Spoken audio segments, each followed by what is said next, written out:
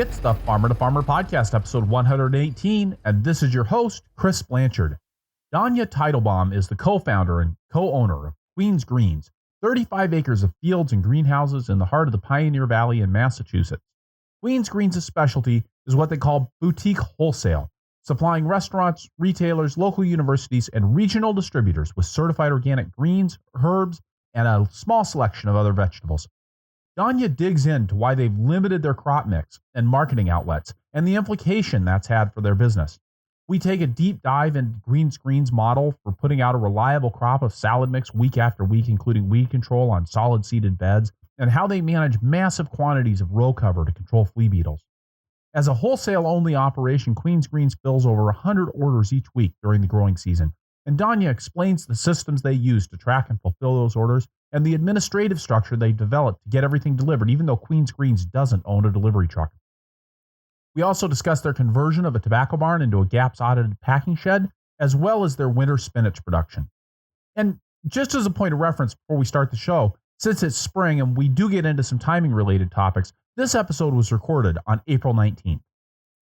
The Farmer to Farmer podcast is generously supported by Vermont Compost Company, founded by organic crop-growing professionals committed to meeting the need for high-quality compost and compost-based living soil mixes for certified organic plant production, vermontcompost.com. And by BCS America. BCS two-wheel tractors are versatile, maneuverable in tight spaces, lightweight for less compaction, and easy to maintain and repair on the farm. Gear-driven and built to last for decades of dependable service, bcsamerica.com. Also by CoolBot by Store It Cold. You can build an affordable walk-in cooler powered by a CoolBot and a window air conditioning unit. Save up to 83% on upfront costs and up to 42% on monthly electrical bills compared to conventional cooling systems. StoreItCold.com. Danya Tietelbaum, welcome to the Farmer to Farmer podcast. Oh, thank you. So glad that you could join us today. I'd like to start off by having you tell us about Queen's Greens there in Amherst, Massachusetts, how you guys got started and kind of what you've grown into now and what you're growing and how your business works. Okay. I run Queen's Greens with my partner, Matt Biskup. We are located in Amherst, Massachusetts. We also farm on two separate pieces of land, one in Amherst and one in the next town over in Sunderland. We grow about 35 acres of vegetables, the majority of which is baby salad greens and other baby greens, baby arugula and baby spinach and a couple different salad mixes. We also grow mature greens. We grow lettuce heads, bunched greens of a wide variety. We grow a wide variety of culinary herbs, and we grow tomatoes. And in the winter, we have about an acre of hoop houses, and we grow spinach all winter. We sell everything wholesale to a variety of outlets, and I guess that is pretty much the general story. When you talk about your crop mix of, really salad greens, herbs, and tomatoes, you're not doing a bunch of root crops. You're not growing a bunch of broccoli. You talk about your sales outlets not being at farmers markets, not doing a CSA. That actually makes you a fairly unusual person in the organic market farming world. Absolutely. And I would say we actually do grow a small amount of bunched roots. We grow a small amount of bunched radishes, hawkeye, and scallions, but it's fairly minor and certainly no storage roots and nothing like that. But yeah, it's definitely a very unusual business model for a farm of our size and for being a certified organic farm. Because we got to this, we used to sell stuff exclusively at farmers markets. So this has been sort of a 180 shift to being exclusively direct market to exclusively wholesale. And I would say that the shift happened for a variety of reasons. First, we've only been exclusively wholesale for 3 years. So I don't have a huge wealth of experience to go on at this yet. But we are we're in the Pioneer Valley, where there's a huge amount of vegetable farms. This is a very rich agricultural valley where we are also well situated to a lot of markets. Pioneer Valley is fairly unique in that it's a large agricultural valley for the Northeast, and yet it's really not rural. There's a lot of people who live in the valley. There's a lot of colleges. We are about 2 hours from Boston, 3 hours from New York City, not far from Worcester, from Portland, Maine, from Providence, Rhode Island. So there's a huge amount of sales opportunity, both locally and within, a reasonable drive. Our farm is located surrounded by vegetable farms much larger than our own. So we are kind of right in the middle of a large amount of produce trucking routes of distribution companies of all sizes. So a big part of our move to wholesale is that our location suits it very well. We work with some distribution companies, and we are definitely a very small farm for them to be working with, but we're right next to large farms that they pick up from anyway. So we've been able to work with customers who normally wouldn't necessarily go out of their way to work with, a small organic farm because it's easy for them. And then it adds diversity, to their product line. There's also a large amount of small distribution companies that we have great partnerships with that are focused, a lot of them, on basically like a farm-to-table distribution companies. And since we are kind of in the heart of the Pioneer Valley, they are, again, driving by our place all the time. So it's been very easy for us to make those connections. And then another big piece of kind of this switch from farmers market to wholesale is both my partner Matt and I really like the idea of running a more streamlined business. Growing a couple hundred different vegetables is not as appealing to us as scaling up and kind of appropriately mechanizing a smaller group of crops. Why is that? I like having the right tools for the job. That's a big piece of it, I think, for me. I like kind of being at scale enough on certain crops that we are able to invest in tools and systems to make it efficient. At our scale, kind of I feel like, 30 plus acre farm, if we were growing, kind of the full range of crops that we would be doing if we were, doing a CSA or something, we'd be running our farm probably with a lot less equipment and a lot less mechanization and probably a lot more labor. Also, it was sort of a niche that we have stepped into in some ways. In the Pioneer Valley, there's a lot of large vegetable farms, ranging from like a couple acres to a couple hundred acres to a couple thousand acres that are, kind of growing for wholesale, growing very mechanized, very streamlined for the most part, very large volume with kind of farms that specialize in certain items for wholesale. And then there's also a large amount of smaller organic farms. And because of that, a lot of the traditional outlets for smaller organic farms are very saturated here. But we started Queen's Greens in 2010. In 2010, I believe we couldn't have started a CSA and sold enough shares without really pulling from other people's businesses. And I don't know if we would have had the draw to pull from other people's businesses anyway. And our farmers markets in the Valley are even though we used to do some of them, we're also fairly heavily saturated with producers. So we've kind of carved out a bit of a niche for ourselves that I almost think of it as like borrowing some pieces from the two different agricultural communities in the Valley. Like we are definitely in many ways a small organic farm.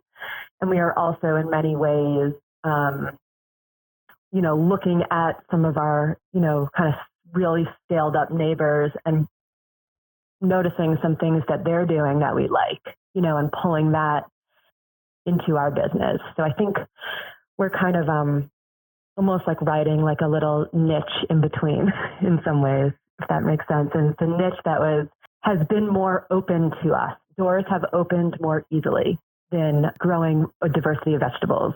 Over the years, we've actually been becoming less diverse by the year. So back in like 2014, we probably had twice the variety that we do, almost twice the variety of crops that we are growing this year. And that is just because the more we've kind of developed a niche and built a reputation and customers around that niche, the more doors have kind of opened.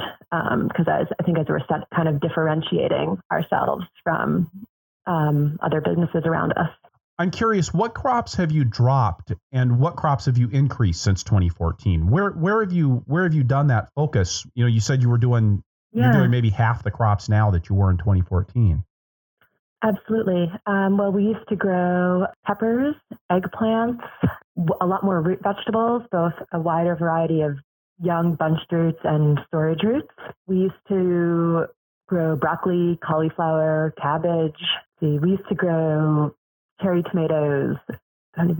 We used to grow more diversity of greens in the winter. Now we pretty much only grow spinach in the winter. And let's see, we've really scaled up spinach in the winter, lettuce heads, salad greens, and other baby greens are kind of our whole baby greens aspect of our operation. Heirloom tomatoes, culinary herbs, and bunched greens, especially ones that are a little bit more unusual, but not really out there, like broccoli rabe, dandelion, baby bok choy, the kind of bunched greens that aren't as normal as green curly kale, but not totally out there. We've really started to grow a lot more of. And have those decisions to focus on those crops been based on your markets, or have they been based on an analysis of the cost of production of doing greens versus root crops, or how have you come to that decision? Combination of factors. Certainly, some of it has been customer driven, market driven. Some of it has been what we can grow most efficiently, and some of it is been about what we enjoy growing more. So I think of pretty much those three things, and if something checks all the boxes, it's definitely one that we're going to scale up. So tell me a little bit about your production system, and I'm going to want to ask you about how you're doing production on the things that are more like row crops, you know, things like the head lettuce, as well as how you're doing the salad mix. Sometimes I'm like, how the hell did you get that? Yeah, well, another thing that I think is probably unusual about our farm compared to potentially the farms of a lot of your listeners is that we direct seed a lot of crops. So all of our baby greens crops, which is the majority of our production on the farm, we are going in to the field. You know, we're doing kind of basic plowing, you know, harrowing, land prep. We're fertilizing and prepping beds at least 2 weeks before we're going to seed them. We're letting all the weeds flush. We're coming in with a tractor-mounted flame weeder where we're just flaming off the whole weed flush.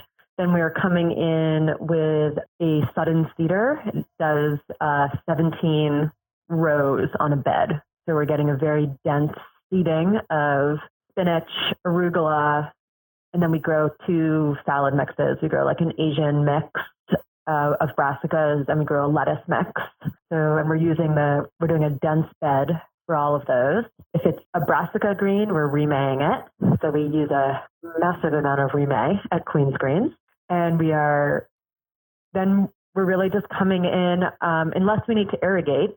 Our next step is really we're coming in with our mechanical harvester. We have a full bed tractor-mounted harvester. It's a Ortomec 2000. And, you know, about, depending on the time of year, 2.5 to 3.5 weeks later, we're cutting the whole bed. You said that you seed it and then you're coming in with the harvester. So there's no weeding happening with those crops. We do a tremendous amount of weeding, but it's all pre-plant. So once we plant, we do not weed. So we are weeding, but it's with the flame weeder before we seed. Is it only with the flame weeder, or are you doing other stale bedding techniques as well? You know, once we really get rolling in the season, we only use the flame weeder. This time of year, when it's actually a little bit tricky to get weeds to flush because it's so cold, I'm usually using a tine weeder for the first couple weeks of the season instead of the flame weeder, just because the weeds they're kind of like just starting to germinate in the soil. They're not really emerged. So we just kind of ruffle it with a tine weeder. So like today I seeded this morning and I went in with the tine weeder instead of with the flame weeder first. Wow. And so you said you seeded today. So you're literally going through and stale bedding, and then the seeds go in immediately after that. Immediately after that. So yes, it's part of the same process. So yeah, the beds get, or at least within the day, but usually it's, all in one morning, beds get flamed immediately behind it with the seeder. And by the end of the day, it gets remade. And so you must not have many grasses in your field, since I know flame weeding just isn't that effective against the grasses. We actually don't have many grasses. So that's a big help, I think, for sure. All the land that we farm has been in agricultural production for long before us. And it's heavily worked soil. So we do not have, occasionally on the first foot of the beds on the very end, there's a little bit of grass, but that's about it. Well, and when you've got 30 acres of vegetables, one of the nice things I think is, you want those ends of the beds, they add up, but if you have to throw away the first foot because it's got a little grass in it, it's not like it's a make or break deal for the farm.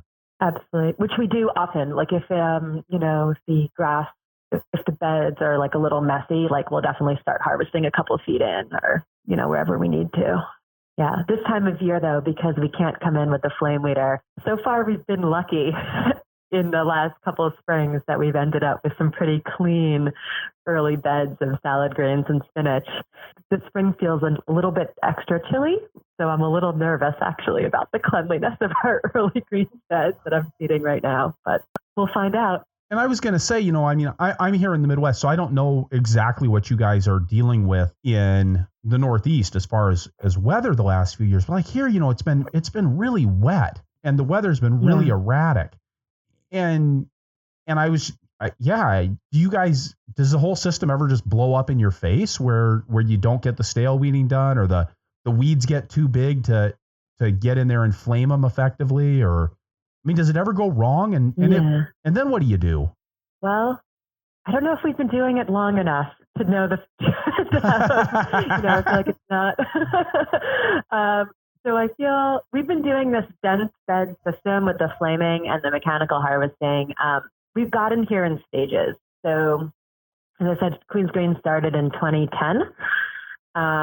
We started growing a fair amount of kind of year-round greens. 2013 was kind of our first, salad greens, every week of the year, straight through the summer year. And so it hasn't been a huge amount of years, but we've harvested greens and salad greens every week of the growing season. So far it's working out. It certainly takes a huge amount of focus. The fact that we have a fairly streamlined crop mix lends itself to doing greens like this. The greens really, the greens are a tight schedule. We plant them twice a week and it's, a big process. We make beds 2 weeks out, once a week. We have to harvest, a full succession, in the moment. So I better have had, at least the majority of it sold in time. The greens are such a tight schedule that they really set the rhythm for the farm. And they really are, they take a huge amount of focus. So I think that, so far we've been able to successfully make it work the majority of the time. And I think that a lot of it is due to, we've made it the focus of our farm. So we can kind of make the rest of the farm run around the rhythms that the baby greens set. So you've got the management systems as well as having the tools and the time resource available that you need to do that. Yeah, absolutely. And the salad greens it's interesting because it's management wise, it's the largest component of the production on our farm.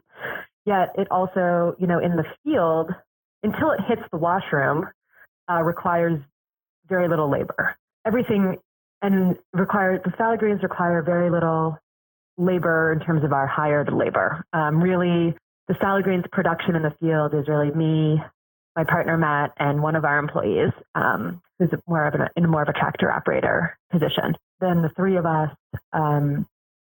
really do everything that has to do with the growing of the salad greens. And then in the washroom and the harvesting of the salad greens. Then obviously in the washroom, it takes a fair amount of labor. And, we have a crew of, up to 10 people who are, heavily involved in, a big part of their day is washing and packing greens. All the other crops we grow are all hand harvested. And so our heavy labor in terms of our crew and our employees in the field, and then just are like kind of really light in a way on the washroom side.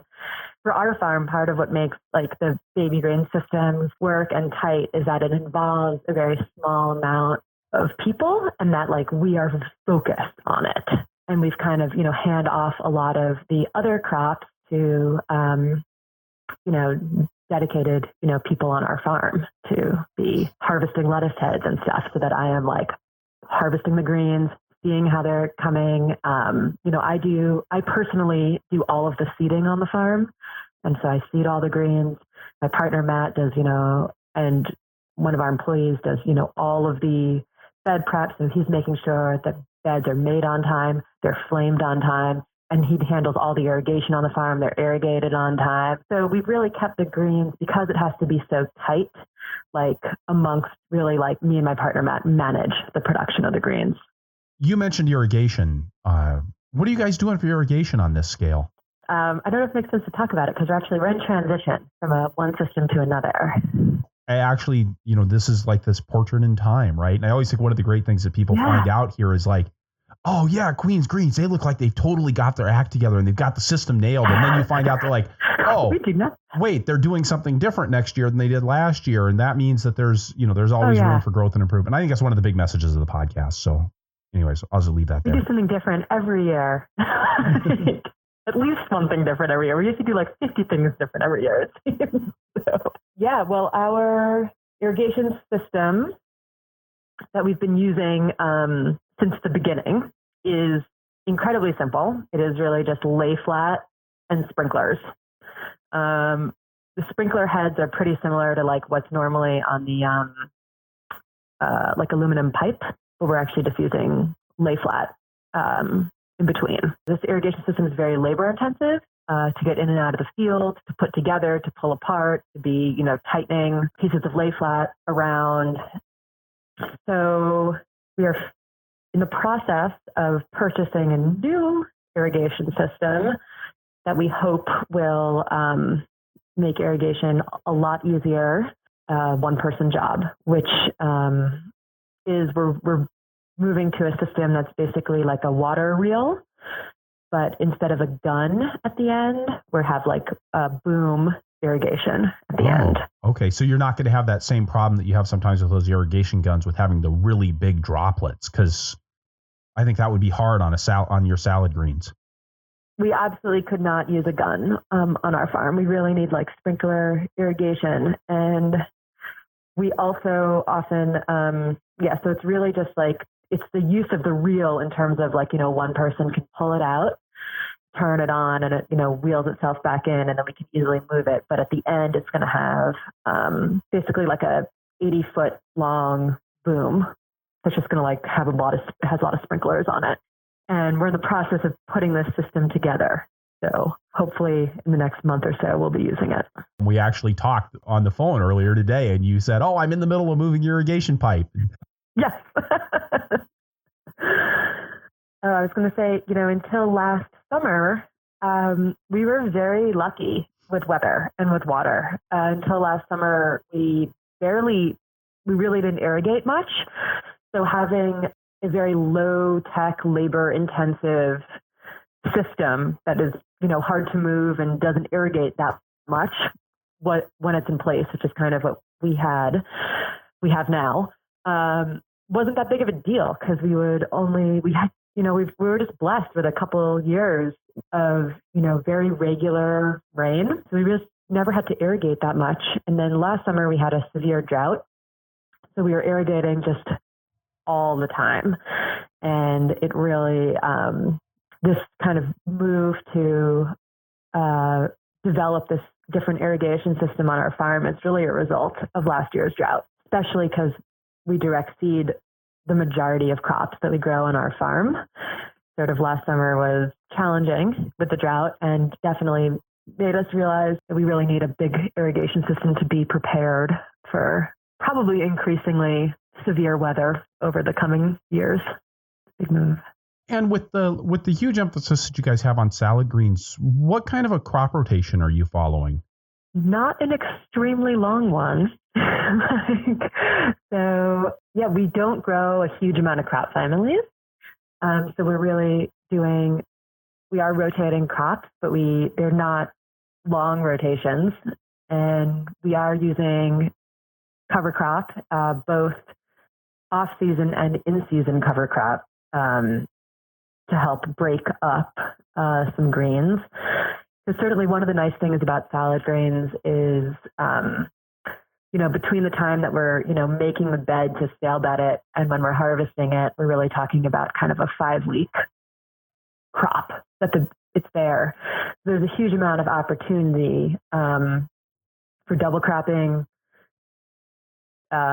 triple cropping, and cover cropping, in the height of the season. So we're trying to work a lot more with summertime cover crops because we don't have a huge amount of crop families to move around. We also have, as I said, we farm in 2 locations.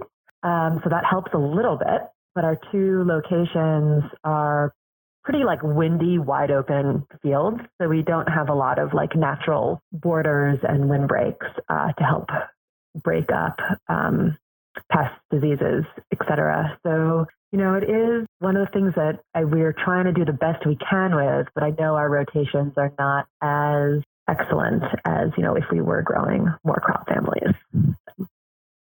Time will tell if this is a good idea or not. Well, I think if you started farming in 2010, I always think of about, 3 years is when things, in my experience, kind of begin to fall apart if things aren't working fundamentally. And then, 7 years is sort of when the problems start to creep in if you're, if you really are, abusing the soil or abusing those rotations. So I don't know. We'll cross our fingers.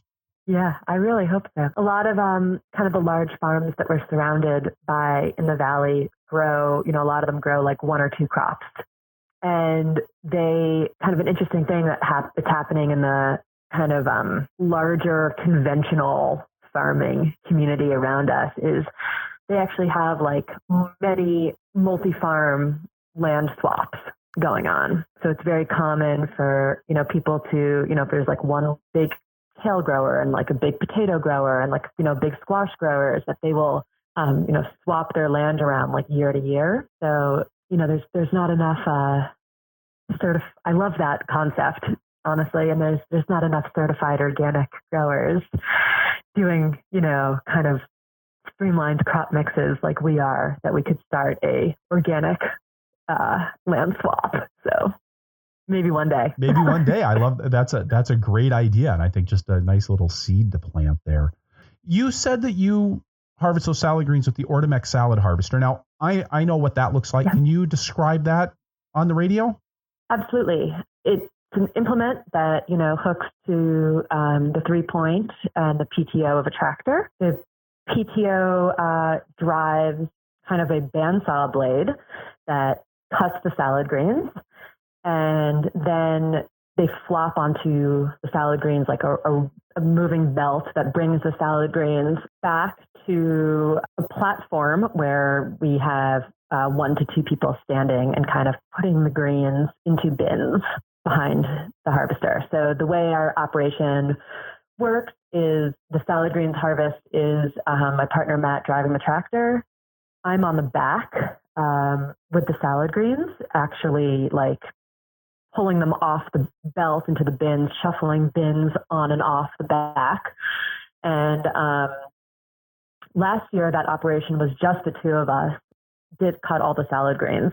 This year, we're planning to incorporate one employee into that operation also, because we feel like it'd be a little bit more efficient to have a second person on the back with me, because sometimes it's a lot to be putting all the salad greens in, getting new bins ready, and we think we can do it significantly faster with a 3-person team. But with it, we can really cut, if our transitions are smooth in terms of getting the bins on and off and coordinated, that's sort of where we lose some time. We can cut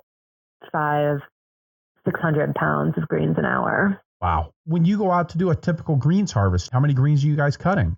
It depends. Last year, we kind of averaged about 1,000 pounds per harvest.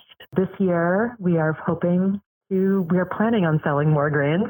Hopefully that we're planting for selling more greens, and hopefully our customers are on board with that plan, and we end up harvesting more than that per harvest. Yeah, the whole harvest process would kind of take us like setup to finish, 2.5 to 3 hours.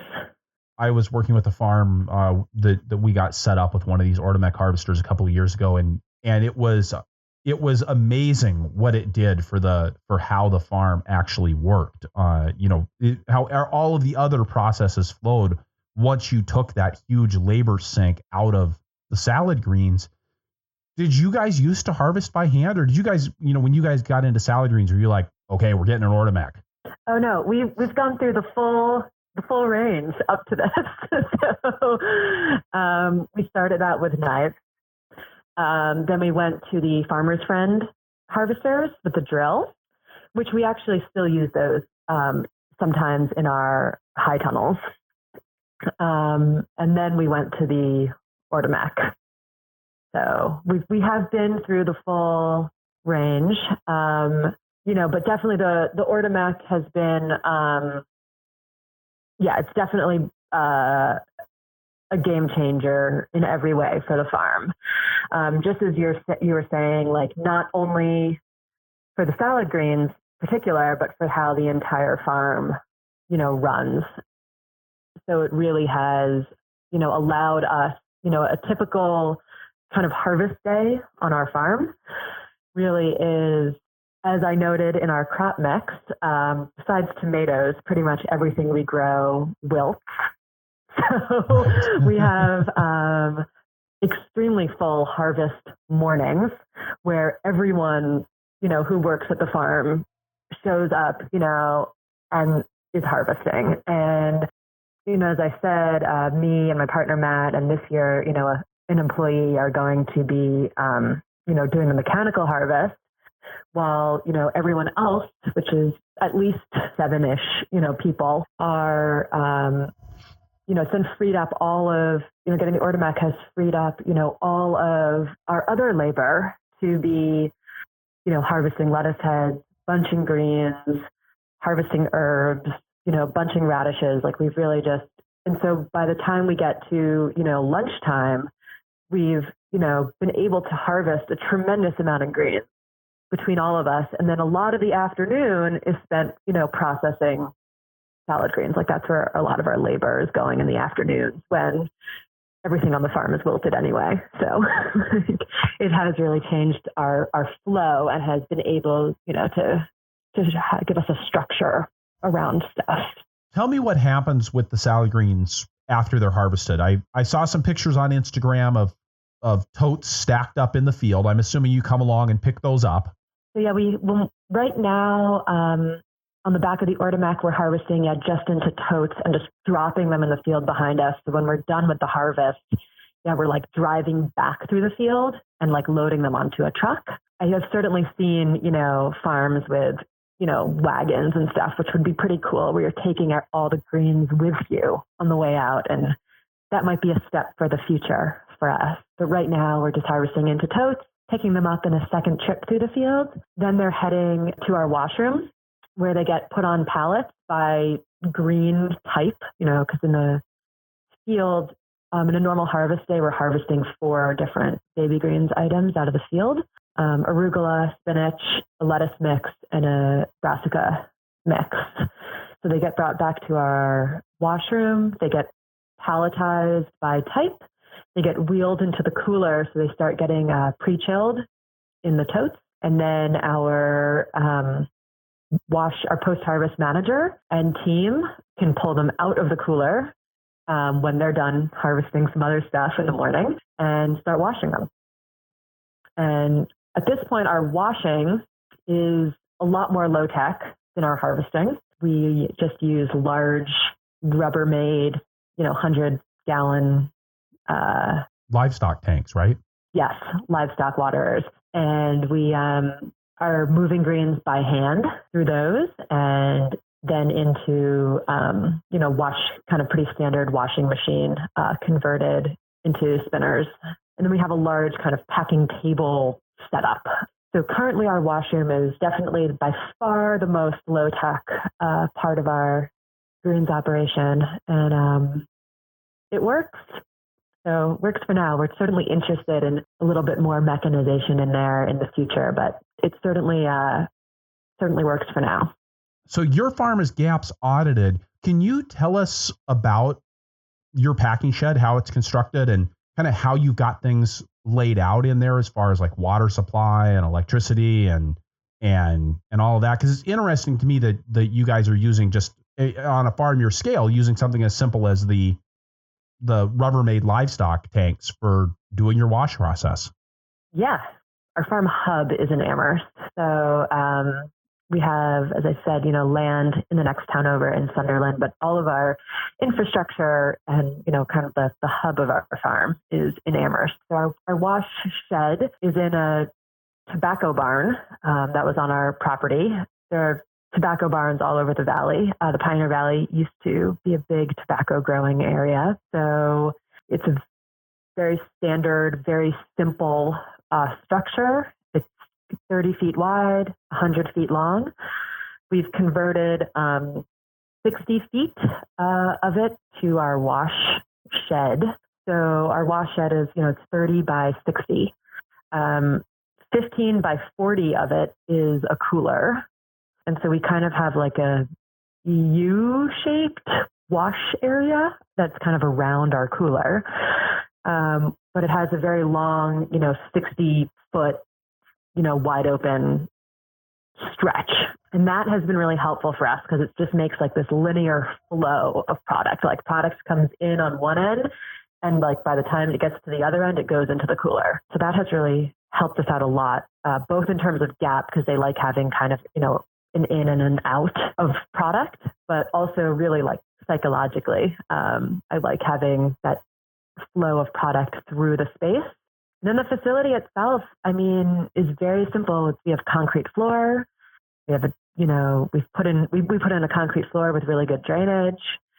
The walls, have to be for GAP, like washable, wipeable, sprayable walls. So most of the walls are white metal roofing. And the top part of the walls and the ceiling is actually basically like a white tarp. Right. Pretty much. It's like a waterproof white material. And again, that works because it's up out of that main splash zone. So it's not like you're having to spray it down every single day. Exactly. Like the first, 6 feet all the way around is the metal roofing. And we just did, metal roofing because it's significantly cheaper than, other materials. It's not even roofing. It's like a thinner grade than what you can put on your roof. Right. And, it's just been very, very simple. And I think part of the reason that it has been easy for us to get this, facility to pass inspections is because ultimately there's just not that much there. But it's all just bright and clean and wipeable and well drained. And so what I like that you've done there, I didn't realize it was in an old tobacco barn. You can't tell that from the inside. So it's really clear that you've kind of built an envelope inside of this older structure. So you've got the structure that keeps the rain off, keeps the wind off and the weather off, but then kind of the inside that are all of the cleanable surfaces. Absolutely. And it's 100% like sealed off really from the other. Like we built, an internal ceiling, internal walls, and we operate year round. So our washroom's also like heavily insulated and, it's a year round structure. And the heavy insulation, when we did it, I was thinking of it mostly for the winter. And it's actually been wonderful in the summer because it stays very cool in there, even in the height of the summer. That's really nice.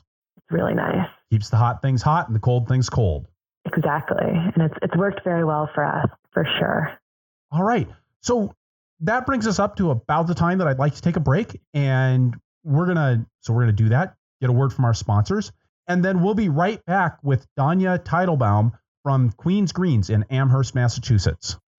Perennial support for the Farmer to Farmer podcast is provided by Vermont Compost Company. Carl Hammer, the founder and owner of the company, likes to describe potting soil as a set of promises. A promise that it has the nutrients the plant needs, that it has the microbes the plant needs to help forage those nutrients, and that it's free of weed seeds. I used Vermont Compost Sport V as a blocking mix and potting soil for over 12 years on my farm. And we grew great transplants with it year after year, first in soil blocks and later in traditional cell-flats. We even grew rosemary plants in pots for multiple years, a real testament to the structure of the soil, which can keep the microbes alive over an extended period of time and provide good aeration for the roots. When you put plants in containers, whether it's a 5-year-old rosemary in a 20-gallon nursery can or a 24-day-old lettuce seedling in a 10-20 cell tray, you need an optimized matrix of materials that can produce a healthy plant within a restricted media volume. Vermont Compost potting soils do just that consistently. VermontCompost.com. Perennial support is also provided by BCS America. The BCS two-wheel tractor is the only power equipment a market gardener will need, with PTO-driven attachments like the rototiller, the flail mower, the power harrow, the rotary plow, snow thrower, log splitter, and more. You name it, and you could probably run it with a versatile BCS two-wheel tractor. The first time I used a rototiller way back in 1991, it was mounted to a BCS two-wheel tractor, and it spoiled me for life. When you get behind a BCS, you can tell that it's built to the same commercial standards as four-wheel farm tractors, and it has many of the same features. I've used other tillers and mowers, and most of the time when I was using them, I spent it thinking how much easier this would be with a BCS. Check out bcsamerica.com to see the full lineup of tractors and attachments, plus videos of BCS in action. And we're back with Danya Tietelbaum from Greens in Amherst, Massachusetts. I always have to, whenever I'm saying somebody's name, I always have to stop and make sure I'm actually getting it right. And Danya was telling me it's Teitelbaum, like a tidal wave. I really like that. Yeah. On the break, Danya, we were talking about your another feature of your packing shed and how you've set up your cooler to work with your distribution system. So maybe we'll use that as a launching off point. Can you tell me a little bit about what you were saying over break about how trucks can just back right up? Absolutely. So we have an outdoor pretty much on our cooler. Our cooler has like an indoor and an outdoor. It has an indoor kind of at the end of our product train. And then it has an outdoor that is back at the front of our barn. So our customers back their truck up to a large garage door. They open the garage door to the building. They're staring at, the garage door into the cooler. They open that door and they, self-serve their order out of the cooler. So when our customer opens the cooler door, they pretty much look for a pallet, with their invoice on top, and it will have their whole order. There's a pallet jack right there, and they, load their own vehicle. So we've really set up our cooler to facilitate, our customers being able to, come at, all hours and get their product by themselves. So when you say that, it sounds like you're doing most, if not all, of your distribution through other people. Do you guys even own any trucks? We own no road vehicles for the farm. We have a sizable fleet of field vehicles. We own no refrigerated box truck. No, we own no farm vehicle that has to make it more than 10 miles in any direction. So we are not doing any of our own trucking. We do manage, a large amount. So all of our production gets picked up by someone else from our farm. And a large amount of that is small distribution companies who have been, amazing partners for us We really could not be building the business that we have built without some amazing, locally focused distribution company partners, and they come and pick up their order. Then there are a large amount of customers that buy directly from Queen's Greens, but we don't do our own deliveries.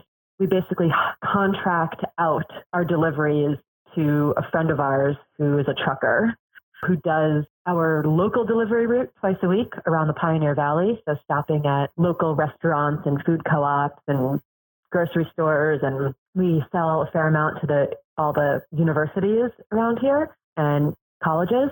And then we also work with a few different partners to get our produce from customers who order directly from us into Rhode Island and Boston mainly. So we do a fair amount of kind of contract trucking with different partners. Actually sounds like a lot of contract trucking with different partners. It is a lot. It's everything, actually. Yeah. So, is that something that you and Matt are handling, or is that something where you've had to bring in additional office staff to help with that side of the operation? I handle all of the sales for the business at this point. One day, maybe I will share that responsibility. But right now, I handle all of the sales, and I handle all of the logistics with our trucking partners. And we have a bookkeeper who handles like the receivable end of it. So we do have an employee who handles basically all the customer payments and keeping track of customer accounts on that end. But I handle sales, trucking, orders, customer communication, that whole side of it. I used to do it all via email, phone, and Excel spreadsheet, which took a tremendous amount of time. We have started to use a database program called Local Food Marketplace, and that has significantly streamlined the sales and process for us. So that is a program where it's kind of like a shopping cart style. I update pretty much continuously what we have available, and our customers can log in and see a shopping cart interface and place their own order online. So it cuts down dramatically on phone calls and emails in terms of collecting orders from customers. And then in this program, I can also format out of it a harvest list, a pack sheet, labels, all sorts of things that I used to make by hand. We've only been using Local Food Marketplace for about a year. So even, a year ago, at 11 o'clock at night, in July, I'd be making the harvest list that we needed ready for, 6 a.m. Based on going through all my emails and putting it all into an Excel spreadsheet and generating out what we needed. So now it's pretty much all automated. There are certainly customers who still order via email or phone or text, but even when I take their orders and just plug them into the system, I can generate on the back end all of the kind of the paperwork that we need to handle the logistics of running our operation. Everything that we harvest on the farm is harvested to order. We are not going out and really bulk harvesting stuff and then selling it afterwards. So in the morning, when we are harvesting based on orders that came in and that are going out the next day to the customer. So our harvest list will have, this many cases of green leaf lettuce, this many cases of, rainbow chard. And that will be going out into the field, with our team, and they'll be harvesting kind of exactly what is on the list. So having this database system has really enabled us to kind of run a business where we have, a couple hundred different customers of all types, and, usually have, over, 100 and I think last summer, at the height of the season, we were averaging about 120 separate orders a week, which would just be, at this point, just extremely time consuming without being able to use a database program. So when you got off of email and started using more of a shopping cart system for the ordering, did you feel like you lost some of the personal communication that you were having with your buyers? Or when you were dealing with 120 people, was that already out the door? In some ways, I don't think it has changed much because, a lot of our customers would just email in their order. And so it was kind of the same thing if they just create a shopping cart. I wouldn't necessarily have a dialogue with them. They would really just I would send out an availability list and they would just email in their order. So in some ways, our communication hasn't changed. And I still regularly check in with customers. I regularly check in with our regular customers and also customers who we haven't heard from in a while. I'm very accessible. Like when you call Queen's Greens, my cell phone rings in my pocket, no matter where I am, and if it's a customer, I stop, everything I'm doing and talk to them. So, our customers certainly call me all the time, email me all the time. So I think I don't think our level of communication has changed much. I think it has mostly just made it a lot easier, both on our end and a lot of our customers really like it because it's just, it's kind of the way people are used to shopping. It's very clear. They know what to expect. They can go into the program and see all of their invoices and what they've paid and what they owe. And it just seems like it's been, mostly a win-win on all sides. And I don't feel like we've lost anything in the change. That's great. I have gotten more evening time, not, it's kind of just inputting data over and over again. So that's a big plus. That's a big plus. I mean, that's huge. Another thing that the database program has allowed us to do, which has been truly a important piece for our business, is it has allowed us to manage different customer groups at different price levels. And this has been extremely important to our business because we have a wide range of customers, from distribution companies that pick up at the farm in large volume of regular orders to, the restaurants who order a small order that we deliver to their door occasionally. And before switching to using this program, it was hard to manage different appropriate price levels for different types of customers. And it has allowed us to really sell to distribution companies that pick up on the farm regularly at a lower price level, and,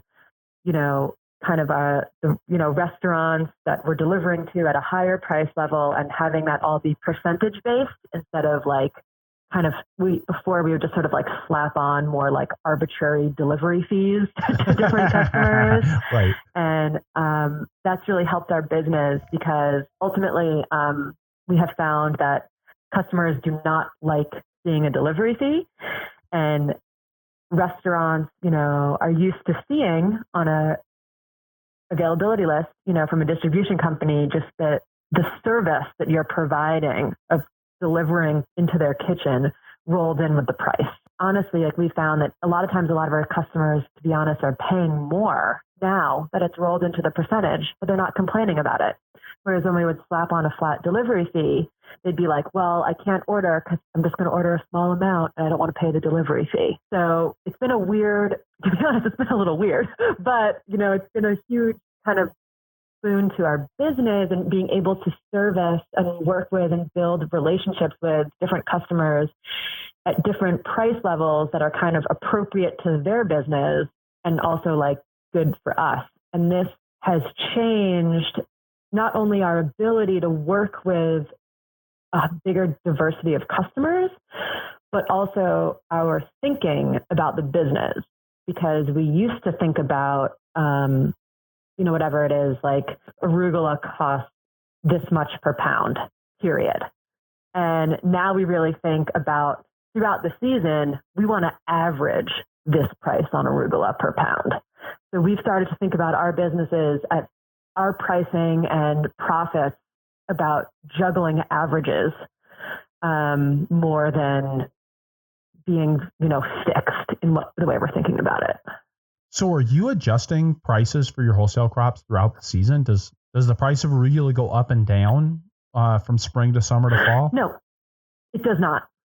How do you set those price levels? Like how do you decide how much less to charge to a wholesale distributor who's picking up on your dock versus a restaurant that you're delivering to? Yeah. I think these are things that I'm learning. This is relatively new. I, coming into running Queen Screens, have had a lot more experience farming than with business and with, really how to run this stuff, and almost no experience, before running our business with, wholesale. So this is really, I'm totally learning as I go. And these are things that we're always trying to learn more and make adjustments. So, right now I pretty much have like larger distribution customers that pick up at the farm, like,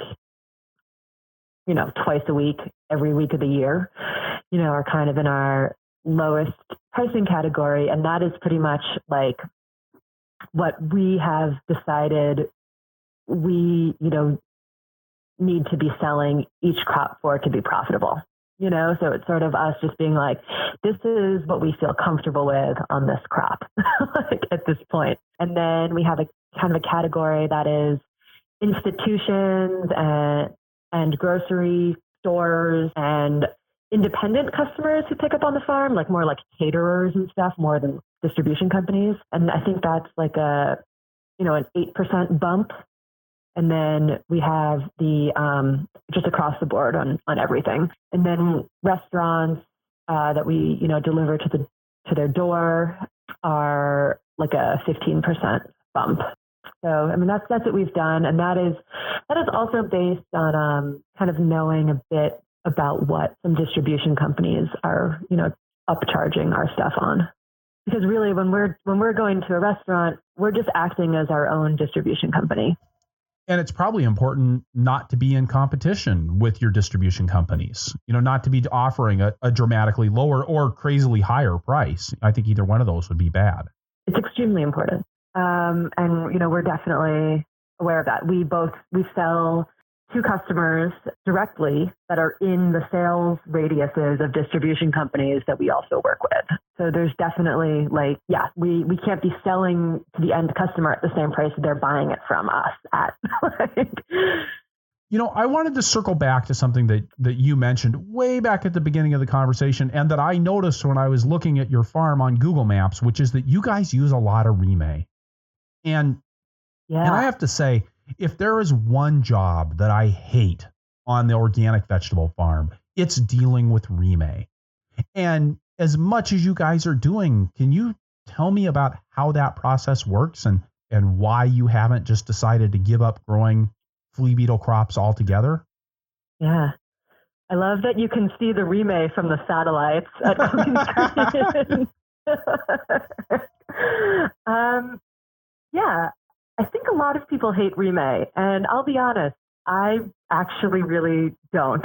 I really enjoy it. I have been since day one in charge of the remay on the farm, and we have a lot of new employees this year, and starting last week, I started training a few of them on remay, and it's something that I will probably be personally doing at least through the end of June until they get really dialed in on it.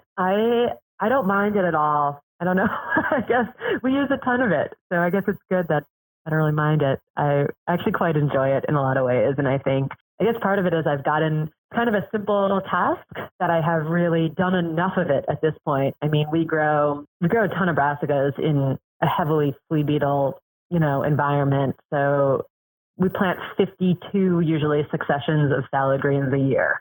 So at a minimum, that's 52 separate remay events just for that a year. Then we also are growing, radishes and Hawkeye turnips. And, right now we're in the process of, transplanting out all of, our kales and stuff that we're going to be remaying. So we do a huge amount of it. And I think it's one of those things that I've done enough of it at this point that I've got the systems down, that it feels just extremely dialed.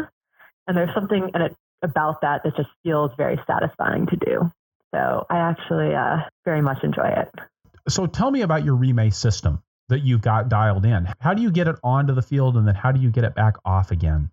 Yeah.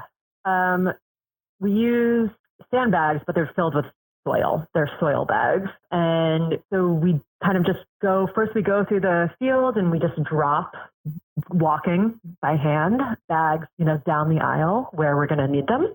Then we do it so low tech. We have the remay balled up, kind of yarn ball style. We're not doing any crazy folding or anything like that. Just big balls of yarn style. We unroll those down the beds, and then we just spread them out and tack them. And, it's quite simple, but I think I've gotten it very choreographed, where I really at this point know how to lead a group of people through. We're putting the bags.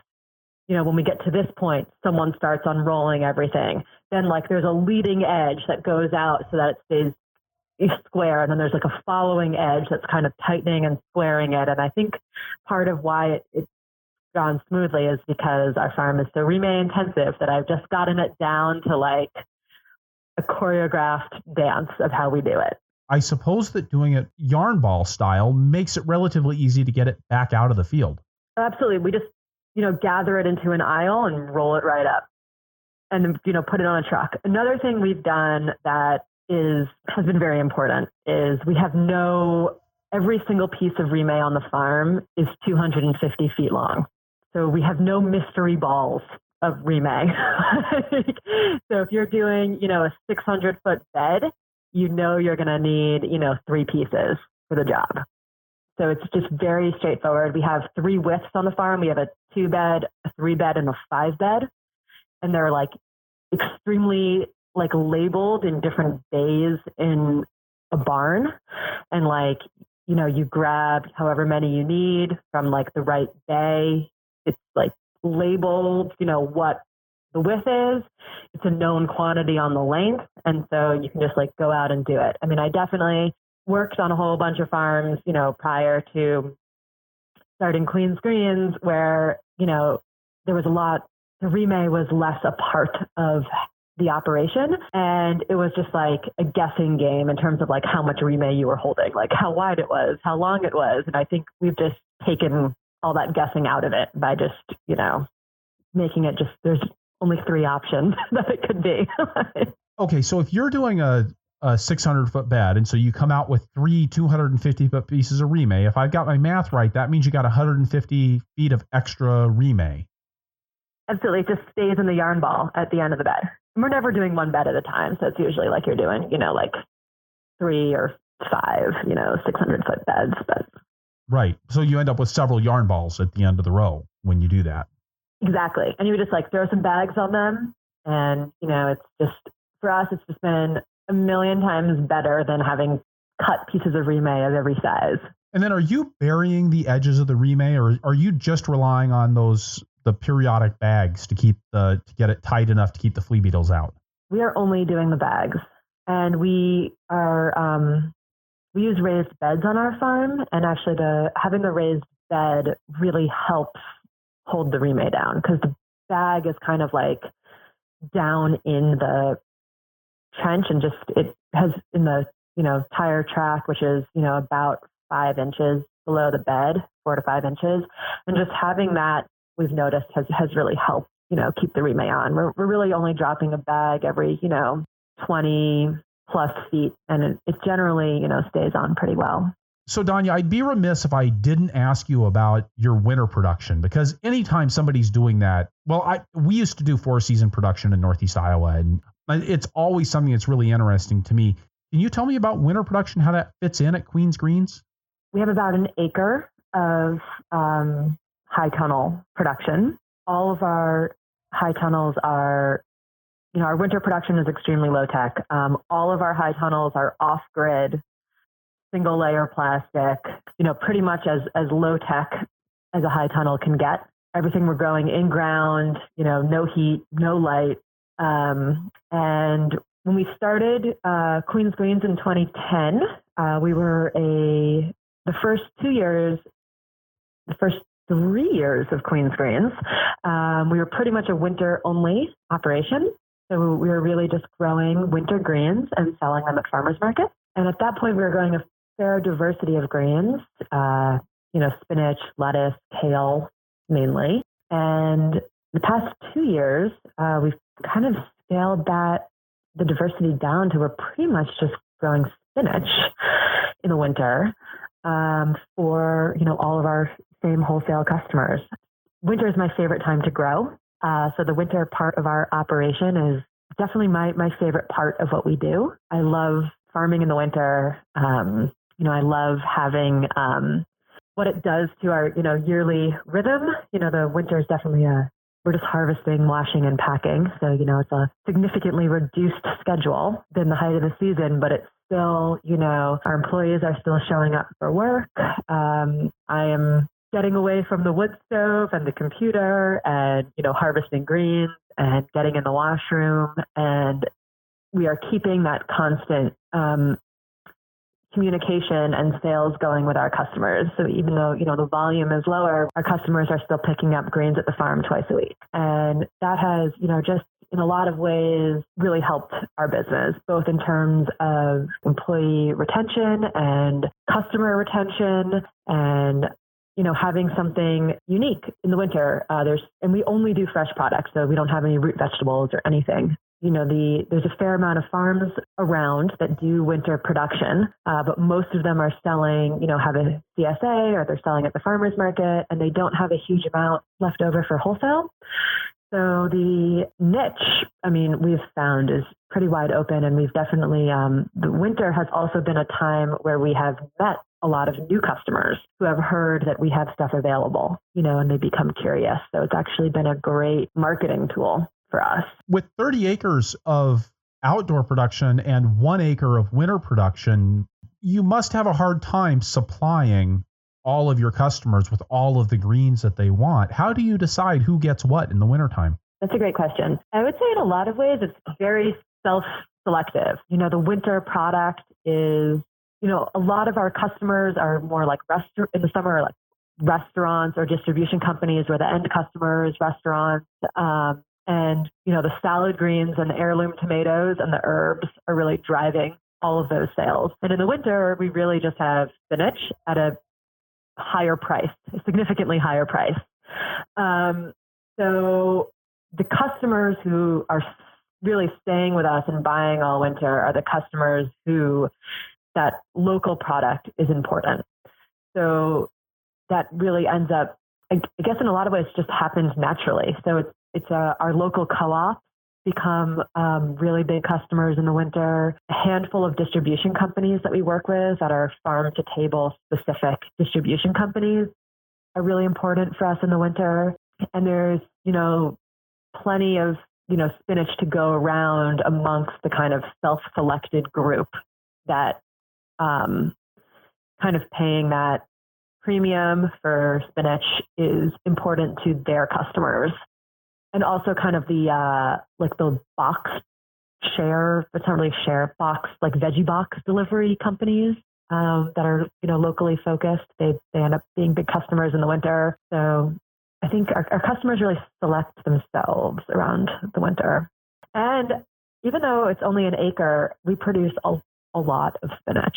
A week and a half ago was our last winter spinach harvest. And we topped out this year at 18,000 pounds of spinach sold in the winter.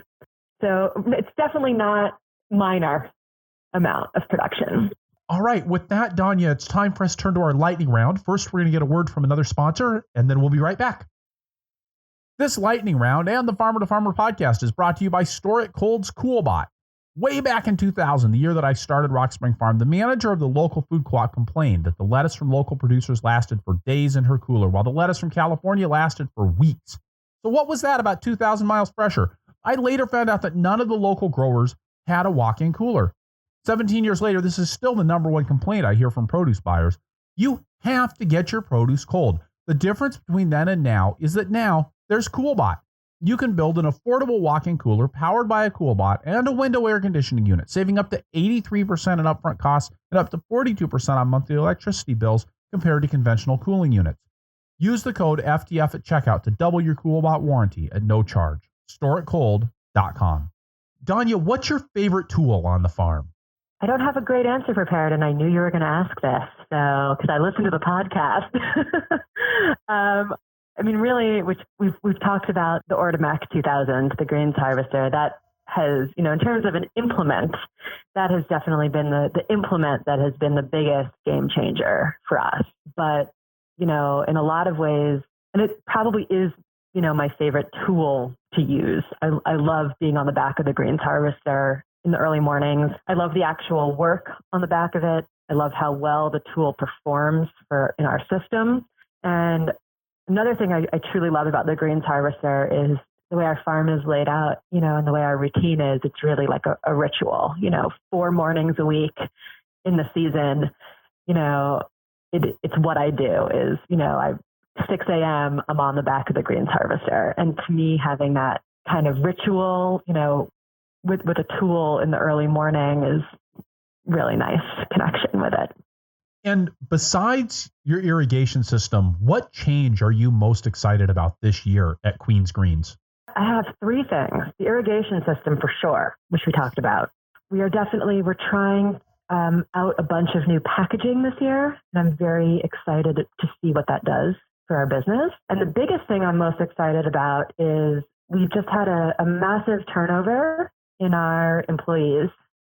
So everyone working on the farm this year has started this winter or hasn't started yet.